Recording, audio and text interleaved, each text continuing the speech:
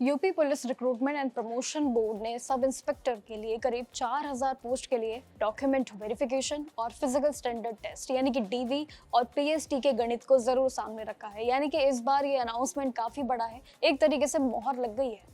अगर आपने इसकी लिखित परीक्षा यानी कि क्वालिफाई कर ली है लिखित परीक्षा के पड़ावों को, तो आपको आगे के प्रोसेस के लिए अपने सारे पेपर्स और फिजिकल की तैयारी अभी से शुरू कर देनी चाहिए, क्योंकि जानकारियां सटीक है। यूपीएसआई की लिखित परीक्षा जो कि 14-15 मार्च को हुई थी, अब उसका रिजल्ट जो कि 7 मई को आ चुका है, ये भी जरूर तय है। लेकिन अब ध्यान किस पे है? डीवी और पीएसटी पे। तो पास हुए जितने भी उम्मीदवार हैं उनका डॉक्यूमेंट वेरिफिकेशन और ये फिजिकल मेजरमेंट जो कि 15 और 16 जून 2026 को किया जाएगा, ये भी पूरी तरीके से फिक्स है। पहले कुछ और जानकारी थी, लेकिन अब ये सफाई इस पे आ गई है। बहुत साफ है कि इस बार ये उम्मीदवारों की संख्या में बहुत ही बढ़ोतरी देखने को मिलेगी। तो ये जो बैकअप है, इसके तौर पे भी 17 जून को एक रिजर्व डेट भी जरूर रखी गई है, तय की हुई। आपको अपने सारे सही और पुराने डॉक्यूमेंटेशन को पहले ही रेडी रखना होगा, क्योंकि ये है सबसे जरूरी जानकारी। आपको तैयारी पहले रखनी है। एक बार फिर पेपर अधूरा होने पर उम्मीदवारों का सीधा रिजेक्ट ही कर दिया जाएगा या फिर उनको योग्यता से घोषित अलग से यानी कि काटा जरूर मार दिया जाएगा। अब डॉक्यूमेंट वेरिफिकेशन का देखिए खेल भी अलग है। समय आपको बस अपना देना है। अपने सारे ओरिजिनल सर्टिफिकेट्स को पहले से ही तैयार रख लेना। उनकी फोटोकॉपीज क्या होंगी, वो सभी चीजें जरूर अपनी याद से एक फाइल बना के रख लेना। इसमें आपको अपनी कक्षा 10वीं और 12वीं की मार्कशीट और साथ ही पासिंग सर्टिफिकेट्स लेकर जरूर जाना है कि आखिर कैसे आपको अपनी तैयारियां पहले से रखनी है। ये एक नियम सबसे बड़ा खास है, जहाँ पे अगर ये चीजें छूटी तो आपके रिजेक्शन फॉर्म की पूरी तैयारी है। इसी के साथ ही ग्रेजुएशन की डिग्री और फाइनल ईयर की मार्कशीट भी उतने ही टाइम पे बहुत इंपॉर्टेंट है। उत्तर प्रदेश के मूल निवासी यानी कि इसमें प्रमाण पत्र और आपका अपने रिजर्वेशन क्लेम अगर आपने किया है तो ओबीसी, एससी, एसटी इन सभी जातियों के अनुसार प्रमाण पत्र या फिर ईडब्ल्यूएस सर्टिफिकेट आपका होना जरूरी है।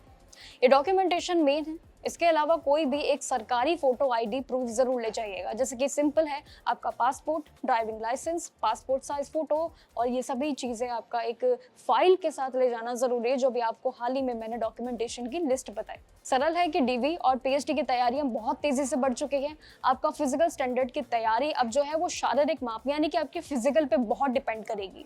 चेक की जाएंगी, वेरीफाई की जाएंगी आपकी फिजिकल की तैयारियां कितनी मजबूत रही है पिछले टाइम से। अभी तक तो आपकी तैयारियां शुरू भी होंगी।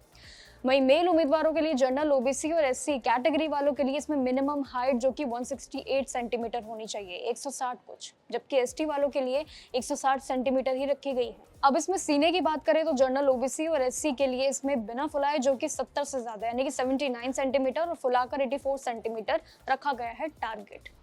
एसटी वालों के लिए बिना फुलाए इसमें 77 सेंटीमीटर और फुलाकर 82 सेंटीमीटर जरूरी नियम है।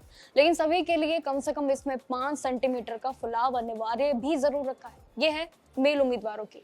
अब आते हैं फीमेल पे यानी कि महिलाओं पे। इनका क्राइटेरिया थोड़ा सा अलग है। हाइट का मामला यहाँ पर थोड़ा सा अलग है। जैसे कि जनरल, ओबीसी और एससी महिलाएं जो आती हैं इन सभी कैटेगरीज में, इनके लिए कम से कम 152 सेंटीमीटर होनी चाहिए। लेकिन एसटी वालों के लिए अलग है, 147 सेंटीमीटर का टारगेट यहाँ पे हाइट का जरूर तय किया गया है। अब हाइट के साथ साथ आपको एक और चीज याद रखनी है, वो है आखिर कैटेगरी की महिला उम्मीदवार जितने भी हैं उनका वजन कितना होना चाहिए। लेकिन 40 ग्राम होना जरूरी है। सबसे जरूरी एक शर्त ये 40 ग्राम को लेकर जरूर चलिएगा, क्योंकि इससे कम वेट होने पे उम्मीदवारों का क्वालिफाई राउंड से बाहर होना तो बिल्कुल तय हो जाएगा। तो ये था आज की इस पूरी फिजिकल राउंड का गणित। आई होप आपने समझ लिया होगा कि आखिर फिजिकल को लेके आपने तैयारियां कैसे लेके चल रही है, क्योंकि फिजिकल पे है सबसे बड़ा जोर, सबसे भारी एक आपका वेटेज, कैसे आपको लेके चलना है। इसी के हिसाब से डेट्स भी जरूर आ गई है। वो प्लान आपका एक अलग से है। तैयारी अब आपकी पीएचडी और डीवी को लेकर मजबूत होनी चाहिए, क्योंकि इसी का समय काफी लंबे समय से था कि आखिर कब तक आएगी, और वो अब जानकारी आ चुकी है। इसलिए जो भी जानकारी और इससे जुड़ेगी आपके साथ जरूर शेयर करेंगे। ऑल द बेस्ट आप सभी के पड़ावों के लिए। बाकी जानकारियों के लिए देखते रहिएगा जागरण जोश।